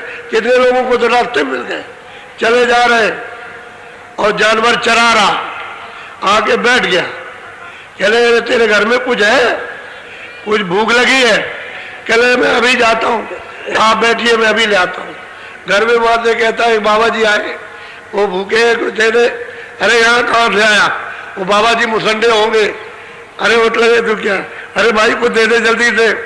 तो और कुछ नहीं पाया, दूध ही ले भगा, और आकर के महात्मा जी को पिला दिया दूध। वो माँ बड़ा बिगड़ी, गाली गलौज किया, दूध ले गया, ये ले गया, कह लगे देख तेरी माँ वो गाली दे रही है और कितना तुझसे बिगड़ रही है, मैं जानता हूँ कि तुझे मार पड़ेगी, लेकिन ले मैं तुझे रास्ता बता दूं, पहले रास्ता बताऊं तुझको दूध पीने का। तो उसको मैं डाल करके उसको अंदर का भेद दे दिया, कहा देख हमारी बात याद रखना, रोज भजन करना, भजन रोज करना। वो यह हांडी ले जाओ, वही छीके के नीचे डलिया होती है, उसके नीचे इसको रख देना चुपचाप, और उससे कहना माई से कि मैंने कहा दूध पिलाया था, दूध कहाँ पिलाया, तू रोज रोज रोज रोज कुछ ना कुछ कहती रहती है कि तुम साधु को खिला देते हो, ये मैंने कहा दूध पिलाया। कह लगे तू सब ले गया, मैंने देखा, कह रहे देख ले जा करके। तो जब वहां देखा तो दूध सब फैला, हांडी पूरी भरी है, पूरी हांडी दूध की पूरी भरी हुई है, और दूध उतना ही फैल गया, नीचे गिर गया। उसको देख रही कि ये क्या हो गया, तो भगी वहां से, सड़क पर आई, तब तक महात्मा जी आगे चले गए। कह रहे वो किधर गए साधु, वो तो बहुत अच्छे साधु थे, पहुंचे हुए थे। अरे किधर गए किधर गए, वो निकल गए आगे, फिर उसको नहीं मिले। ये अपना बैठ के अभ्यास करने लगे, साधन करने लगे, इसको होने लगा, क्योंकि वो रास्ते में मिल गए। और एक दिन क्या, एक ही गरीब है बता करके वो चले गए दूध पी करके, वो साधन करने लगा, उसको फिर अंदर मिलने लगे। फिर उसको बुला लिया उन्होंने कि तू यहाँ चला ना, मुझसे मिल जाना। फिर ये वहां गया, वहां जाकर के मिला, फिर उनसे सब कुछ, कहने मतलब ये जो कुछ किया था वो सब बताया, और चरणों में गिर पड़ा और कहा कि दया हो गई आप पे। तो पूरे महात्मा मिलना चाहिए, वो जब रहते हैं सृष्टि में तो आप उनकी खोज करो तो कहीं ना कहीं मिल जाएंगे। इसी मनुष्य शरीर से मिलते हैं, कोई जानवरों का शरीर नहीं कि सिंह का शरीर हो तुम समझते हो बहुत बड़े राक्षस बन करके बड़ा शरीर लेके आएंगे। इसी शरीर में पंच भौतिक में मिलेंगे, कहीं ना कहीं मिल जाएंगे। अब वो तो अंदर जाने का रास्ता है, क्योंकि सुरतें सब दरवाजे में बैठी है। मनुष्य शरीर में कोई जरूरत नहीं है, किसी के जिसमें कोई जरूरत मनुष्य शरीर के अंदर नहीं है, शरीर के दरवाजे पर बैठी हुई है, ऊपर से जो कूड़ा कचरा लाद लिया उसकी वजह से वो दब गई और उसकी जितनी शक्ति प्रकाश था नीचे पैर गया इंद्रियों के घाट पर। बस यही उसका रहना है। जब वो फंस गई तो निकाले नहीं निकलती और अपने आप निकल सकती। जब कोई महात्मा मिल जाएगा तो धीरे से उसको बरामद कर लेगा और यहाँ ले आएगा, समेट कर देगा और यहाँ से आगे चला देगा, तब उसकी चाल बनती है। फंसा हुआ रहेगा तो चाल नहीं बनेगी। इसी में अगर रहेगा उलझा हुआ तो इसको साफ करते हैं और फिर उसका सिमटाव हो जाता है। सफाई होते ही सिमटाओ। जब यहाँ सिमट करके आ गई तुरंत सबका प्रकाश यहाँ आ गया तो फिर उसकी चाल बन जाएगी देखने की, फिर वो दृष्टि बनती है देखने वाली है।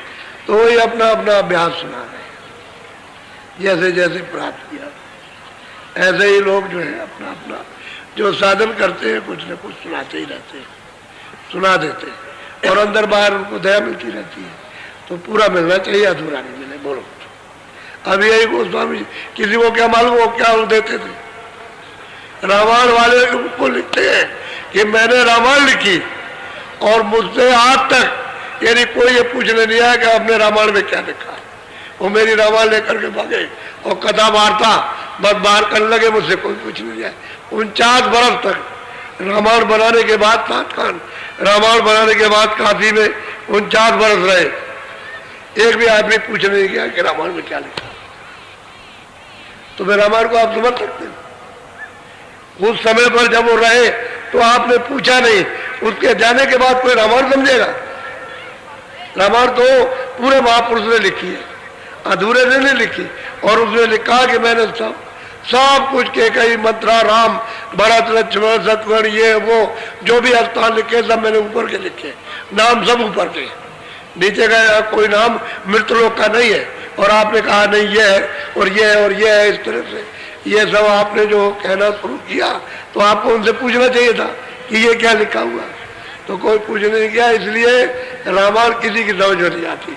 अब रामायण को लोग पढ़ने लगे, वो ऐसा नशा करते हैं कि बुद्धि पागल हो जाती, उसी में बस रात भर करते रहो, बजाते रहिए, उससे क्या मतलब। रामायण नशे की है, आप वो नशा पीते आप मालिक का नशा, तो उसमें तो मतलब ये है कि जागरण हो जाता है शक्ति का, इधर अद्भुत शक्ति प्राप्त होती है। तो ये नशा करने लगे उतरने वाले, और उस नशे में मतलब मारते पीटते हो, गाली गलौज करते हुए सब काम होने लगा। तो रामायण कोई नहीं जानता। अरे जब रहे तब नहीं जाना किसी ने। हे बच्चा 49 बरस तक वो स्वामी जी काशी में रहे, एक आदमी का भी दृष्टांत नहीं दिया है कि वो लोग रामायण ले गए मुझसे पूछने आए कि इसमें क्या लिखा है। तो रामायण किसी की समझ में नहीं आएगा। और कितनों को उन्होंने पार कर दिया। 49 बरस तक रहे तो उन्होंने काम किया होगा कि गुफा में चुपचाप बैठे रहे। ये तो उन्होंने 28 बरस की अवस्था में लोगों को ये कितनों को पार कर दिया और बाकी समय 42 बरस की अवस्था में रामायण बनाई और 49 बरस रहे। तो आप स्वामी जी महाराज को क्या समझे कि किसके पुजारी थे, किसको मानते? आपको कुछ नहीं मानते। बोलो बस करो। 1.5 घंटे से ऊपर हो गया। ये देखिए कल मैं बोला था तो कितना समुदाय आ गया नर नारियों का। अब अंदाजा आप लगाए तो आपको ये मालूम होगा कि ये क्या हो गया। और अभी कितने लोग रास्ते में ट्रेनों से और बसों से चले आ रहे, अभी यहाँ पहुंचे नहीं है। ये दृश्य देखिए आप, ये मथुरा नगरी का दृश्य है, ये मथुरा का दृश्य है। तो इसलिए आप लोग अमोलक वस्तु को प्राप्त करो, क्योंकि 2.25 साल हो गए। ये देख लो, खड़े होकर देख लो, कोई अर्जा नहीं, वो तो तुम्हारे सामने। हाँ देख लो एक दूसरे को, थोड़े थोड़े देख लो। ये अच्छा बैठ जाओ, फौरन बैठ जाओ, फौरन बैठ जाओ, बैठ जाओ, बैठ जाओ। अरे भाई मैं बैठ के कोई आपसे झूठ बोल दूंगा? तुमको ऐसे ही सोचना चाहिए मैं झूठ बोलूंगा। क्या मुझे झूठ बोलने से मिलेगा? बैठ जाओ, बैठ जाओ। बोलो जय गुरुदेव। अच्छा आप बैठ के सुनो। बहुत लोग बीमार बन के आए हो कि चलो बाबा जी से कुछ ले आएंगे। तो असली बात यह है कि हमारे पास तो कोई कमर में नहीं बना हुआ कि आपको खोल के दे देंगे तो ऐसा, लेकिन कोई हिले रोजी कुछ आधार चाहिए।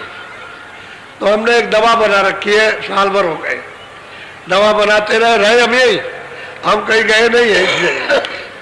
तो अगर दवा बनाई तो आप लोग उधार तो दवा लेना नहीं, क्योंकि उधार फलती नहीं है, यानी मुफ्त का फायदा नहीं करती। क्यों नहीं करती है आपको नहीं मालूम है। मुफ्त का माल कभी आपके फायदे, चोरी का माल कहीं से ले आओ कभी फायदा नहीं करेगा। तुम्हारे घर का जो कमाया हुआ खून पसीने का रहेगा, रखा रहेगा पुराना, वो भी लेकर के चला जाएगा।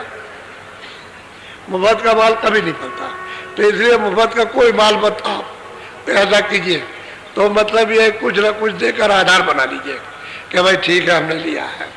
और गन्ना आपको मिलेगा अपने अपने जिलों में गन्ना, उसको आप जैसे कल लोग जो आए रात को और गन्ना नहीं पाए, उन्होंने कहेंगे हमारा एक दिन छूट गया।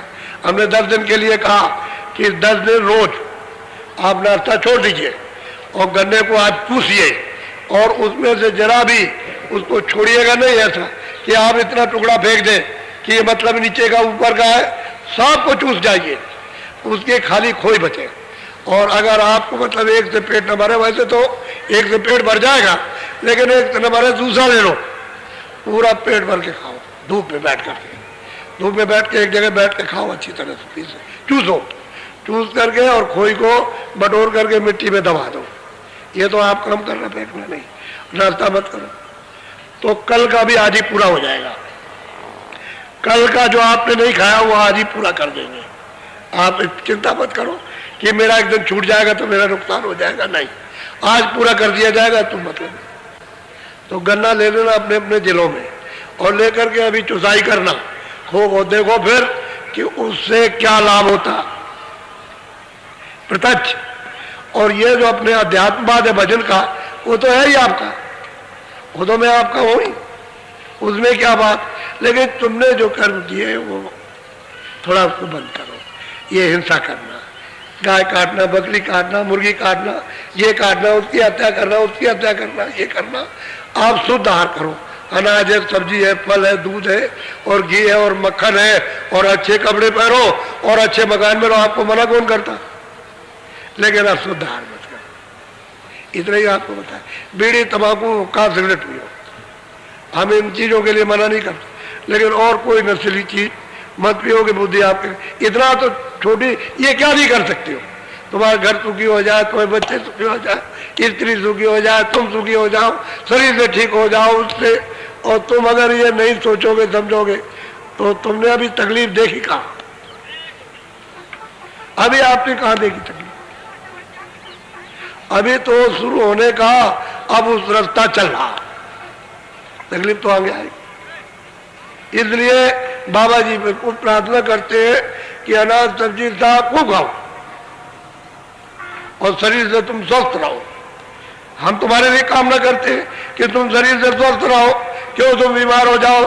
मतलब एक तो आप उसका थोड़ा अनुसार कुछ आप पालन करो, कुछ खान पान को थोड़ा सा सुधारो, खाओ खूब, घी भी खाओ, फल भी खाओ, सब खाओ, लेकिन ये चीजें करनी हमारी ये विनती आपके भले के लिए। तो आप जो तकलीफ में हो, तो जो कर्म किया तो उसकी ये बीमारियां लग गई तरह तरह। एक बीमारी तुम्हारे अंदर, मैं अगर कहीं सुनता रहूं तो एक ही शाम तक गाथा खत्म नहीं होगी, इतनी तकलीफ है। तो हमने कहा कि चलो भाई इस भजन के साथ साथ चलो इनको भी, क्योंकि खाना ना तो खाएंगे ही, तो चलो ये भी मतलब ये इनको दे दिया जाए, तो चलो इससे कुछ इनका फायदा हो जाए। इसलिए क्या करें, जब चिल्लाते हैं तो कुछ ना कुछ देना पड़ता है। और तुमको मना करते हैं कि तुम मान जाओ, तुम मान जाओ, तुम मानते नहीं तो हम बताओ क्या करें। मैं डॉक्टर तो कहता है कि तुम मान जाओ, मान जाओ, तुम नहीं मानते हो तो क्या करेगा? फिर वो चुप हो जाएगा और कुछ नहीं हो, फिर तुमसे पैसे लेता रहा, दवा देता रहेगा और तुम रोते रहोगे फायदा। तो इसलिए हमको डॉक्टर तो है नहीं, हम तो ये कहते हैं भाई हम ये काम मत करना, ऐसा नहीं, मतलब ठीक नहीं, अच्छा नहीं। तो गन्ना खूब चूसो 10 दिन, अब वो तो जो लोग अभी नए आए उनका भी 8 दिन पूरा कर दिया तो 9 ही दिन रह गए, लेकिन तुमको 10 दिन से माना जाएगा। तुमने हमने समझ लेंगे कि वो चूसा नहीं है लेकिन चूस लिया तो उसका फल आपको मिल जाएगा। फल ही तो मिल रहा आपको, तो वो आपको मिल जाएगा। लेकिन 10 दिन खूब अच्छी तरह से एक वक्त नाश्ता मत करो, 2 बजे खाना खाओ बढ़िया। अपना मतलब ये है कि भंडारों में खाओ, भंडारे चल रहे, और अपना बना लो, अच्छा से अच्छा खाओ खूब पेट भर के। शाम को अगर हो सके तुमको मालूम हो कि हमको भूख लगी है तो चाय या दूध ले लो, और कुछ नहीं। बाकी तुम भजन करो, अब ये काम करो, क्योंकि अभी तक तो ये काम तुमने पकड़ा नहीं, तो अब ये तुमको पकड़ाना चाहते हैं जिससे कि तुम भी कुछ रास्ता चल सको, अपनी जीवात्मा का कल्याण कर सको। और नहीं तो ये समय ऐसा ही है, आपको नहीं मालूम, जानते नहीं। बोलो जय गुरुदेव, जय गुरुदेव, जय गुरुदेव नाम किसका, जय गुरुदेव नाम किसका, जय गुरुदेव नाम किसका।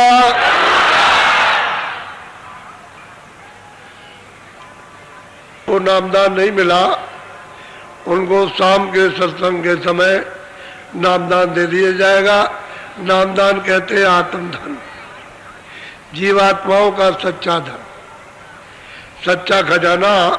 वो मतलब यह है कि सतमत, यानी सत्य का मत, मत कहते हैं रास्ता, और सत्य तो सत्य ही, उसके पास पहुंचने के लिए सतमत, सत्य के पास अपने घर में जाने के लिए रास्ता। और शाम को नामदान मिल जाएगा। शाम को आप लोग इधर उधर घूमने मत जाना, शाम के सत्संग में रहना और नामदान अपना पूरा ले लो। और यहीं से अभी दिन है तो यहीं से आज से ही भजन करना शुरू कर दो, जिससे कि आप कुछ अंतर में उन्नति कर सको। कुछ जीवात्मा को जगा कर बोझा हटा करके दिव्य दृष्टि ज्ञान चक्षु तुम्हारा खुले और अंदर में तुम देख सको कि हम किस तरफ से आए और तुम्हारा सुख क्या है, आनंद क्या है। असली चीज यह है कि अपना सुख, अपना आनंद, अपना ज्ञान जो चेतनता का, उसको प्राप्त करो और मंजिल प्राप्त करो जहां से आपको उतारा गया, और उसी प्रभु के पास पहुंचो जिसने सबको भेजा। उसी का मैं कोई इधर उधर तो नहीं बहका रहा हूं, मैं तो ये कहता हूं कि प्रभु के पास चलो जहां से आपको भेजा गया, उधर चलो। आप तो इधर कहाँ चले जा रहे हैं, इधर तो अंधेरे में कहीं प्रभु मिलेगा नहीं। और प्रभु तो मतलब यह है कि प्रकाश का महासागर है, उसके यहाँ तो ये कुछ नहीं है, तो आप उसके पास चलो। आपको बहुत सीधा, बहुत सरल और मदद की जाएगी। आप क्यों घबराते हो? आप चलना सीखो, चल बड़ो कहो हम चलेंगे, अब चलेंगे तो उसमें मदद मिल जाएगी। आप कहो नहीं चलेंगे तो बस कोई मदद नहीं मिलती है, तो मदद लेना चाहिए। अरे भाई किसी ने कहा बोझा ले जाए, चल ले गठरी उठा, ले उसको उठवा दिया गठरी और सिर पर रखा दिया, अच्छा चल मैं पीछे पीछे चल रहा हूँ, चल गठरी ले वहां फेंक देना चल के, तो याद से उठाई वो फेंकवा दी। मदद की, उठाने मदद, पीछे पीछे हिम्मत दे रहा कि चले चलो चले चलो, आप थकोगे नहीं, घबराओ मत, जब समय आओ वो फेंक दे। तो असल में महात्मा ये कहते हैं भाई चलो हम तुम्हारी मदद करेंगे, तो आपको चल देना चाहिए। अरे प्रभु के पास तो ले चल रहे, जीवात्मा को ले जाएंगे, और तो कहीं गड्ढे में कराने की बात नहीं करते कि भाई कहीं फंसा रहे हो, कहीं उलझा रहे हो और यही से चलाना चाहते। ये मनुष्य मंदिर है, यहाँ दरवाजे पर ये जीवात्मा बैठी है, यहाँ उसको पता नहीं कि दरवाजा किधर है, तो उसको बताया जाए कि इधर दरवाजा और ऐसे चल, तो चल देना चाहिए। सीधा काम है, सरल। लेकिन आपको शुरू में मुश्किल मालूम होता है, लेकिन जब चलना शुरू कर देते हो तो सरल हो जाता है, फिर बहुत सरल। यानी सुगम पंथ मोह पामे प्राणी, सुगम रास्ते से मुझको प्राणी प्राप्त कर लेता है, सुगम रास्ता हो जाता है। मददगार चाहिए, वो भी तो वही से आए, और वो कहते हैं तू आया वहां से तो तू अब इधर बिछुड़ गया, तो चल वही चल, हम चल तुझको धक्का देंगे, तो उसको ले चलते हैं और बहुतों को पहुंचा है। गोस्वामी जी महाराज ने अपनी उम्र में, मतलब छोटी सी उम्र में बहुतों को पहुंचा दिया, और बाकी तो लोगों को पहुंचाए है बहुतों को, और लोगों को मालूम नहीं कि क्या किया। अभी तो लोग जानते नहीं कि ये कहाँ पहुंचे थे, किसी को नहीं मालूम कि इनको क्या क्या मिला था, ये कुछ नहीं जानते, किसी को पता नहीं है। और जब सुनोगे तो मालूम होगा, यही कहोगे हमको नहीं मालूम, हम ये नहीं जानते, हमने नहीं सुना। तो तुम सुनोगे कहाँ? जब सुनाने वाला कोई नहीं मिला तो आप कैसे सुनोगे कि वो कहाँ पहुंचे थे और कैसे गए थे, और उन्होंने कहा मैं ऐसे पहुंचा हूँ और किसके द्वारा मैं गया हूँ, वो सब बताएंगे। वो सब जी बताएंगे कि मैं ऐसे से गया, इस रास्ते से गया और मैं वहां पहुंचा, जा करके वहां पहुंच गया, वो भी कहेंगे। ऐसा नहीं कि वो नहीं कहेंगे। और साधक भी कहेगा जो पहुंचेगा कि मैं भी इनकी कृपा से पहुंचा, फिर उसको पहुंचाए तो भी कहेगा मैं इनकी कृपा से पहुंचा। तो वो तो एक सिलसिला है ले जाने का सदा का, क्योंकि उसके बगैर तो कोई जा नहीं पाएगा, ये बात है। बोलो जय गुरुदेव। अच्छा देखो बच्चों, पानी वाले, बिजली वाले, जहाँ कहीं भी कमी रह गई हो, वैसे तो आपकी तकलीफ हमारे सिर मात कर, और आप मतलब आपका कार्यक्रम है, आपकी जगह में आपका हूँ, आप मान। तो जब घर में बच्चे माँ बाप रहता है तो सब उसी में हिलमिल करके रहते हैं प्रेम के साथ। ये जरूर है कि बाप खिला देगा बच्चों को, तब अपना खाएगा, उसे जो कुछ भी बचेगा तब खाएगा, बच्चों का पेट भर देगा। समझ गए? कोशिश इसी बात की। ऐसे महात्मा हो गया होता भाई, बच्चे हैं, सबको आराम मिल जाए सबको, तो कोशिश करते हैं। तो आपको भी समझना चाहिए कि मेरा घर है, मेरा स्थान है, मैं यहाँ पर आया हूँ। ऐसा नहीं, सबका मान, सबका सम्मान, सबकी देख, सबकी रेख, सबसे मोहब्बत, सबसे प्यार एक तरह, किसी से नहीं ये इसको नहीं उसको नहीं, ऐसा नहीं, ये नहीं होता है किसी तरह का। तो इसलिए आप लोग समझदारी चलो। और देखो इतना बड़ा जन समूह है, आप ऐसे सड़क पर चलो कि जिससे हमारे कर्मचारी अधिकारियों का नाम बदनाम ना हो। देख के चलो, ये हाईवे है, मोटरें आती हो जाती बराबर निरंतर चल रही है, आ रही है तो क्रॉस करो तो देख के करो, रोक के करो। प्रेमी सत्संगी ड्यूटी लगा करके रहे, इधर भी रोक करके रखे, उधर भी सबको निकाल दे, इधर आए उधर चला जाए देख के, ताकि कोई घटना ना होने पाए तो कर्मचारी अधिकारियों का नाम बदनाम ना हो। अपना ये भी ख्याल रखना, ये सब आपका काम। सब लोग अपने ऐसा मान के चलो, सब अपने हम सबके, तो ये ठीक रहेगा, अच्छा रहेगा। तो सब लोग एक नसीहत तो समझेंगे, एक शिक्षा तो समझेंगे कि एक शिक्षा दी जा रही है, उसके अनुकूल तमाम लोग चल रहे हैं। और नहीं तो इतना बड़ा जन समुदाय, वहाँ भाईवेला मचा देते हैं लोग 10-15 आदमियों में, तो कोई अच्छी चीज है? वहाँ कोई अच्छा है? 10-15-20 आदमियों के लिए पूरा जिला दौड़ता है और संभाल नहीं कर पाता, और यहाँ इतना जन समूह है। और देखो मतलब ये है कि उनका मान सम्मान और सब कुछ, मुझकी देख रेख सबके एक दूसरे की होती रहती है, और सबका सद्भाव एक दूसरे के साथ जुड़ जाता है। ऐसा रखना चाहिए। ये दुकानदार है, इनसे आप कह दीजिए यहाँ कोई एक पैसा नया टैक्स नहीं लेता। अगर किसी दुकानदार को कोई अगर टैक्स लेता हुआ मालूम हो कि मुझसे 2 पैसे भी मांगने के लिए आया, तो मेरे पास फौरन उसको खबर भेजो। समझ गए? कोई टैक्स आपसे नहीं, न बिजली का, न पानी का, और न जगह का। आपने दुकानें लगाई, फ्री लगाई। आप जो दुकान पर इनको अपना सामान दीजिए तो उचित रेट से, ताकि समझे ये कि नहीं शहर में ऐसा नहीं मिलता है, यहाँ चीज मिलता है। इनकी भावना अच्छी रहे तो यहाँ कोई टैक्स नहीं लगता। और बात यह है कि मान लो कि 20,000 आदमी आ गए, तो मेरे पास तो इतनी जगह है नहीं है, जितने रहोगे उतनी जगह ले जाओ, सिर माथे। हम तो खुद ही इंतजाम, मिट्टी हजारों आदमी रोज आज 2 महीने से लगे हुए डाल रहे। इस सड़क को इतना चौड़ा किया, सब कुछ उधर बनाया, इधर ये सब कुछ किया, तो इन लोगों के लिए कि भाई ये लोग आएंगे आराम से अपनी दुकान लगाने, अपने लोगों के लिए भी, वो भी रहे, ये भी रहे, वो भी फायदा करे, उनको भी फायदा हो जाए। तो हम तो सबका ख्याल रखते हैं। लकड़ी बिक जाती है, कंडे बिक जाते हैं, दूध बिक जाता है, ये बिकता, सब्जी बिकती है, ये सब चीजें जो मोटी मोटी ये, और बाकी जो शरीर इस्तेमाल की वो सब बिक जाती है। यहाँ सब चीज बिकती, सबका भला होता है, सबका लाभ होता है। यहाँ कोई ऐसा नहीं जो ये कहता हुआ जाए कि मेरा लाभ नहीं है। अब 1 दिन 2 दिन के लिए रहे तो मतलब ये फिर तो मेरा टूट जाता है। चल देते हैं लोग, चलने में फिर चल पड़ते हैं, लेकिन फिर भी तुमको फायदा ही हो जाता है। सब लोग एक दूसरे के साथ सहानुभूति रखो, सबके साथ। बोलो जय गुरुदेव, देखो 28 और 29 की रात को 12:05 पर भंडारा शुरू होता है, पूजन, और उसका जो प्रसाद मिलेगा वो असली भंडारा है, असली प्रसाद आपको मिल जाएगा। वो बड़े काम की चीज है, उसको आप रखो बराबर और काम में लेते रहो अपने घर में।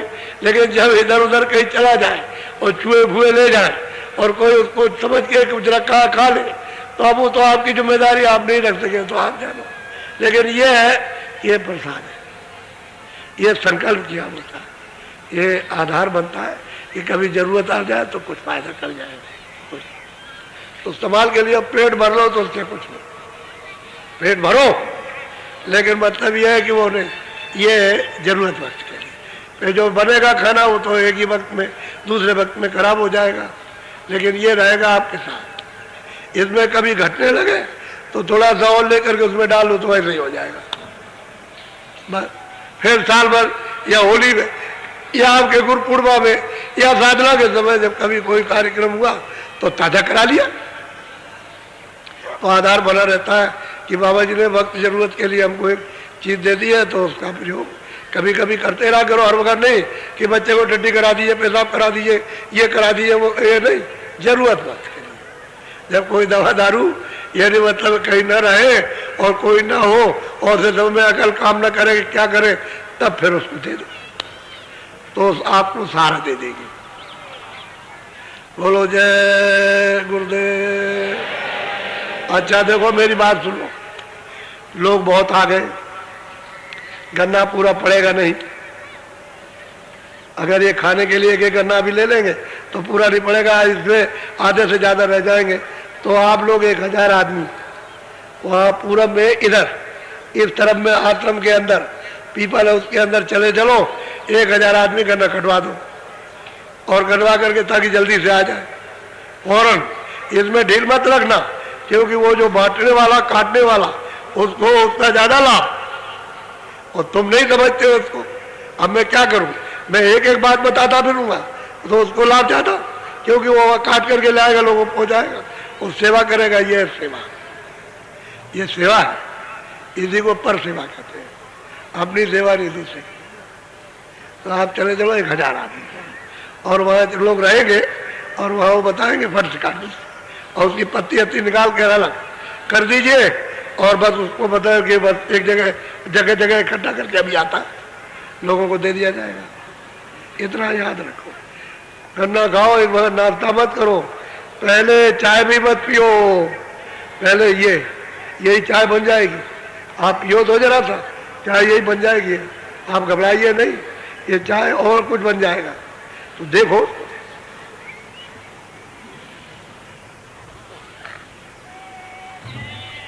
पुराने नहीं, नए आए हो सड़क के किनारे किनारे बैठ जाओ, जो लोग नए आए उनसे मिल लेंगे, सड़क के किनारे किनारे लोग बैठ जाएंगे लेन लगाकर।